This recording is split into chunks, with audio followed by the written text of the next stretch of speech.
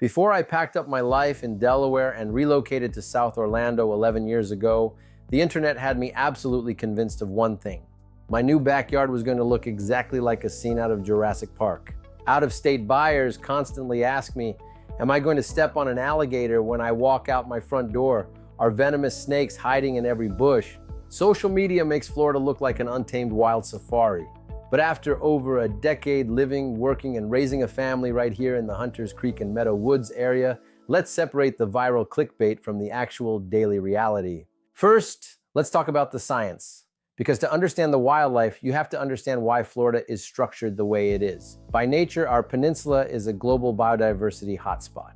Why? Because geographically, Florida sits right where the temperate climate of North America collides with a subtropical climate zone. It is a natural breeding ground for hundreds of incredible species. But here's the secret that out-of-state homebuyers don't know. In established, master-planned communities like South Orlando, the entire ecosystem is heavily documented, managed, and completely predictable. The local developers and county planners designed these neighborhoods with dedicated conservation areas. The wildlife has their zone and we have ours. Best of all, it's completely transparent. If there is a specific type of animal in an area, there will literally be signs posted everywhere warning you exactly what to expect. Let's look at my own neighborhood as a perfect example. I have a beautiful lake sitting right behind my house. If you believe the internet, that lake should be infested with monsters. But in 11 years of living here, I have never seen a single alligator in it, not one. The only consistent wildlife I encounter at my home is a beautiful family of deer that lives in the protected conservation area right behind our community. And yes, there is a highly visible warning sign posted right at our community entrance, letting drivers know the deer are there. If I actually want to see an alligator, I have to make that choice myself. I have to pack up my fishing gear and take the family down to Kissimmee Lakefront Park.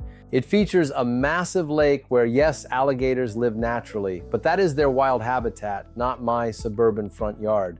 The same goes for the rest of our South Orlando suburbs.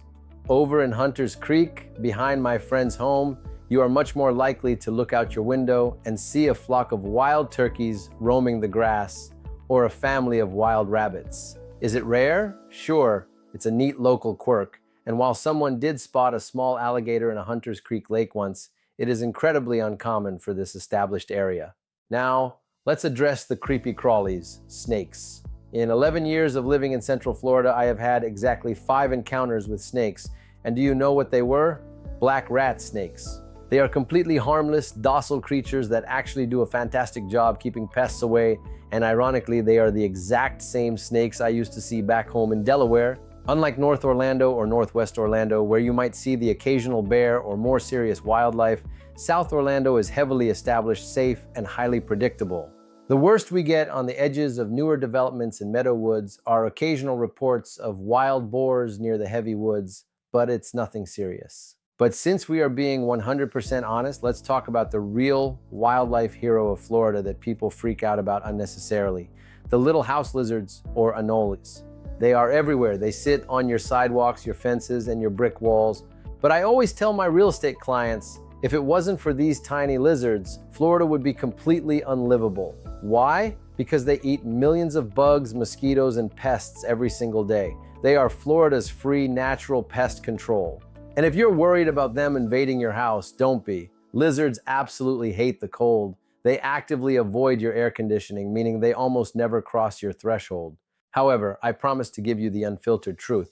So if you want to know what actually terrifies me after 11 years here, it's not the gators, the bears, or the snakes. It's an insect that absolutely no one warns you about before you move to Florida, the love bug.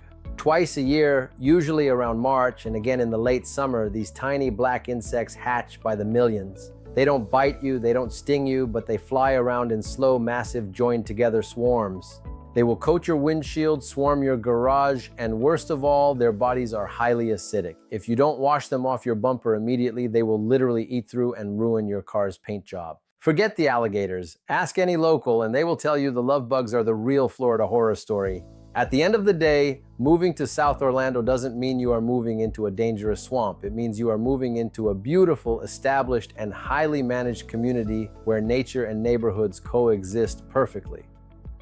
If you want a real boots-on-the-ground guide to help your family find a home in a safe, peaceful South Orlando neighborhood without the internet exaggeration, reach out to me. Shoot me a text or call the number below and let's make your Florida move a reality.